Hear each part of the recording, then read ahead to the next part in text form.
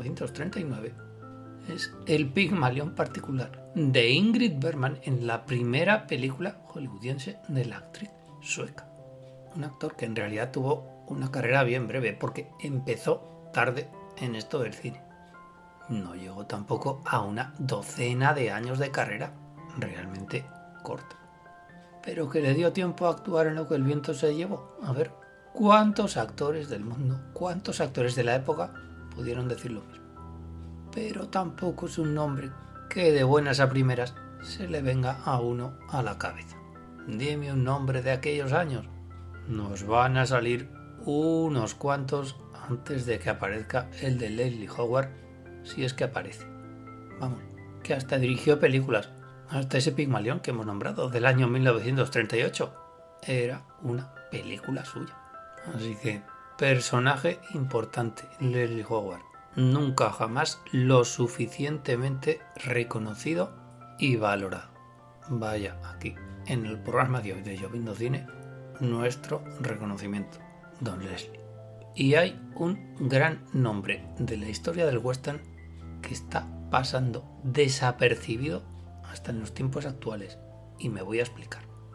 El señor Audie Murphy, que con ese nombre pareciera un jugador de la NBA, y no lo es en absoluto, porque era bastante bajito. El señor Audie Murphy puede que haya sido uno de los actores que más ha sido emitido en los últimos años en la televisión actual. ¿Y por qué digo eso? Pues porque el señor Audie Murphy protagonizó toda una serie de películas del género del oeste en los años 50, en los años 60. Pues a pesar de todo ello, a pesar de haber protagonizado todas esas películas y de haber sido emitido en 1001 ocasiones por las cadenas televisivas de hoy en día, puede ser que Audie Murphy sea el protagonista de películas del oeste menos reconocido y menos recordado de la historia.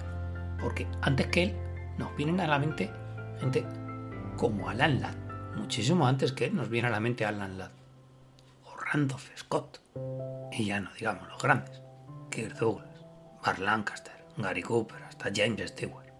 Hombre, quizá aquí la explicación con Audie Murphy sea más sencilla, ya que Audie Murphy protagonizó bastantes westerns, pero también es cierto que eran películas de serie B, eran películas prácticamente de seriales, de sesión doble, que diría José Luis García, que tenían su público, nunca hay que olvidar esto, y que parecían la extensión de aquellas novelitas de Marcial Lafuente Estefanía.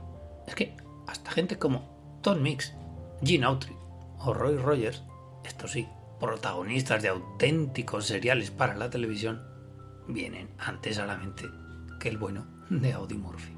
Hombre, ya si nombro a Las LaRue o a Johnny McBrown, rizar el rizo. Esos son incluso menos conocidos que Audie Murphy.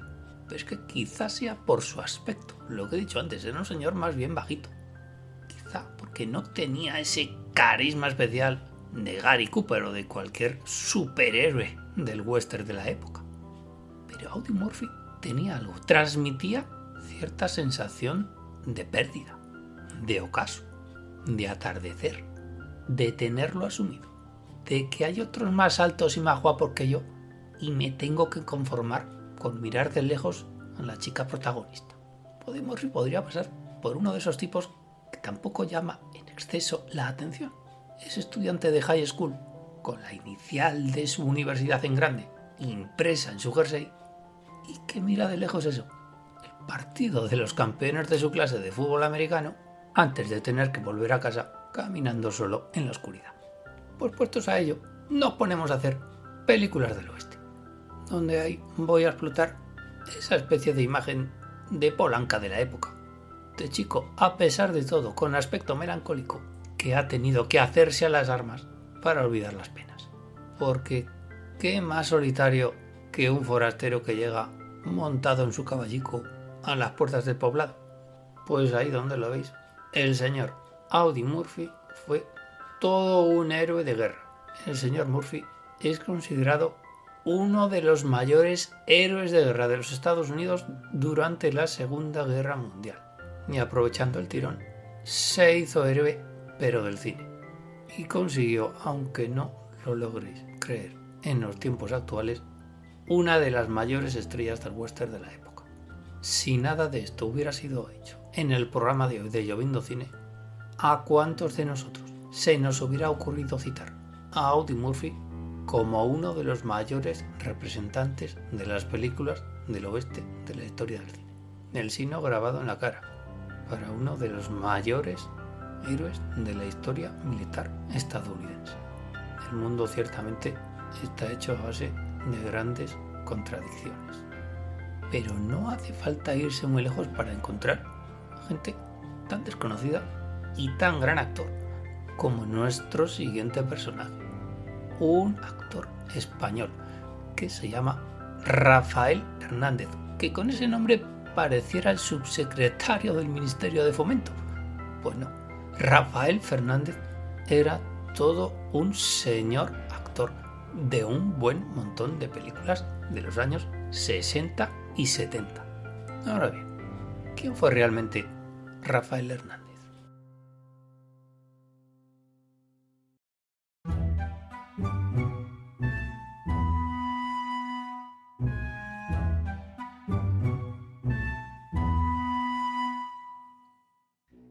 Pues evidentemente exageraríamos si dijéramos que no hubo película española de la época en la cual el bueno de Rafael Hernández no participara. Sería exagerar, pero por poco, porque anda que la ingente cantidad de películas en las cuales apareció el señor Rafael Hernández. Pero no viene al programa de hoy de Lloviendo Cine por haber participado tantas o en cuantas películas, que otro día ya dedicaremos a algún programa de Lloviendo Cine a los actores más prolíficos de la historia. Pero sí que nos puede venir bien decir que ha participado en un montonazo de películas como apoyo. ¿Por qué digo esto? Pues porque Rafael Hernández ha participado en tantas películas, lo hemos visto tantísimas veces, que ya ni nos damos cuenta de que, mira, ahí está otra vez de nuevo Rafael Hernández. Pero es que lo mejor de todo es que no decimos ahí está Rafael Hernández. Decimos ahí está otra vez. ¿Quién? Ese actor. Sí, ese actor. Nunca sabemos cómo se llama. Valga lo que estoy diciendo, Rafael Hernández. ¿Y cómo podemos ver cine? Como decía Pumares, a través de la radio, a través de un programa. Pues imaginándonos cómo es Rafael Hernández. O diciendo en cuántas películas, en qué películas en concreto han salido. Rafael Hernández era un señor que te lo podías encontrar en tu barrio. Era ese señor que siempre estaba en el bar. Era ese señor que te saludaba aunque no te conociera cuando pasabas a su lado. Pues el actor Rafael Hernández era un señor enclenque que no llamaba mucho la atención, bajito, con calva y con bigote. O sea, podría ser cualquier español medio de la época. Y tanto.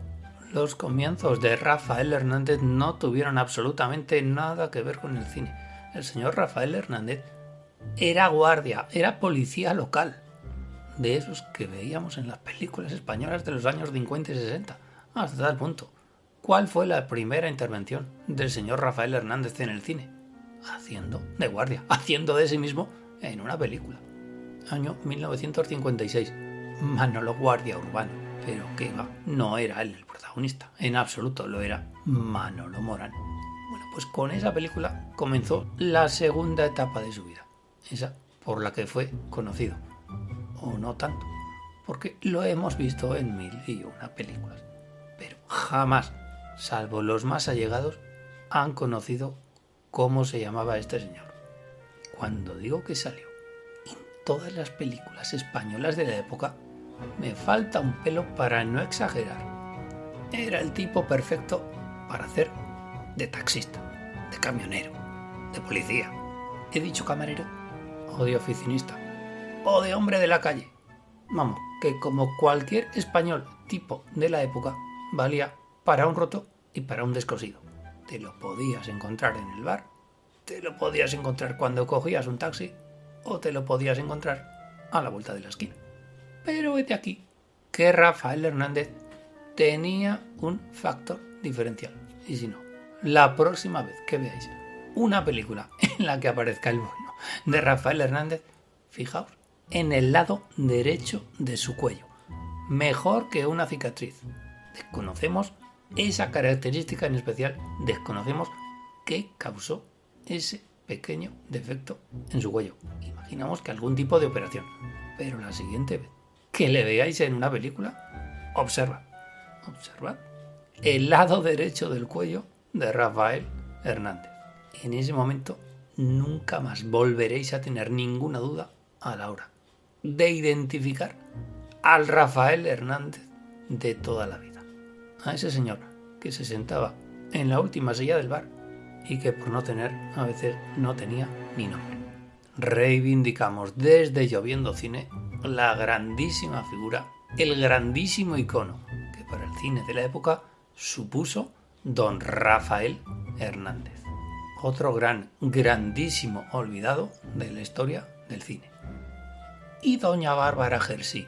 Vamos a ver, ¿cuántos de nosotros estamos diciendo ahora mismo? Ah, sí, Bárbara Jersey. Pues por supuesto. ¿Qué fue de Bárbara Jersey? De ella sí que podemos decirlo. Lo peor de todo es que cuando hizo el papel de su vida, o el papel por el que muchos le recuerdan, tampoco fue todo lo considerada que tuvo que ser. Bárbara Jersey fue María Magdalena en la película escándalo del año La última tentación de Cristo, 1988, y dirigida por Martin Scorsese. Bueno, pues aparte de participar en esa película, aparte de demostrar no solo en ella, sino en muchas otras lo fenomenal actriz que era, Bárbara Jersey pasaba de puntillas ya en el cine de la época. Y eso que hemos nombrado a Martin Scorsese, ya había trabajado con el director norteamericano en el año 73 en El tren de Berta.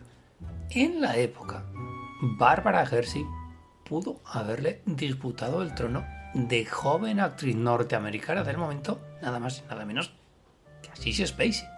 Ambas comenzaron prácticamente a la sazón, pero mientras Sissy Spacek fue reconocida, nominada y multipremiada, a la pobre de Bárbara Jersey le costaba a Dios de ayuda ser el centro de atención.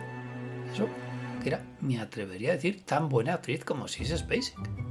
¿Acaso ya nadie recuerda que Bárbara Jersey era una de las hermanas de Hannah y sus hermanas de Woody Allen? ¿Acaso nadie recuerda lo sensacional de su actuación en esta película? Dios mío, qué hermosa es. Eso no lo digo yo, lo dice Michael Caine en Hannah y sus hermanas. Y se lo dice no a Mia Farrow, se lo dice a ella, se lo dice a Bárbara Jersey. Es que es de esos grandes misterios que el cine te ofrece, muy a nuestro pesar, más de vez en cuando de lo recomendable.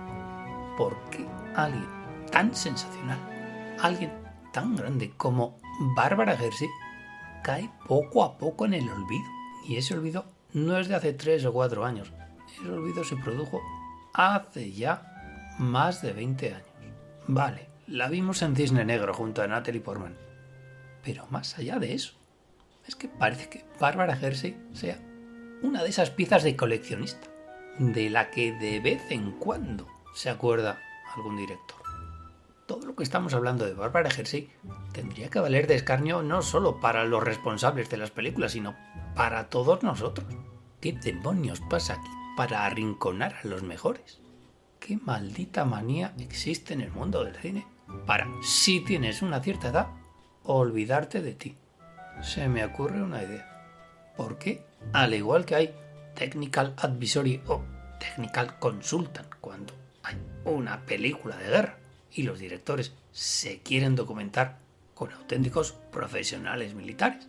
Bueno, pues ¿por qué los directores no contratan a auténticos profesionales de la interpretación para darle más de una y más de 2 lecciones a algún que otro protagonista del cine actual? Bárbara Jersey podría ser una perfecta profesora, una gran pulidora de defectos de la interpretación del cine de hoy en día. Es que ya personalmente duele un poquito en el alma que alguien como Bárbara Hershey ya en su día no fuera lo suficientemente valorada.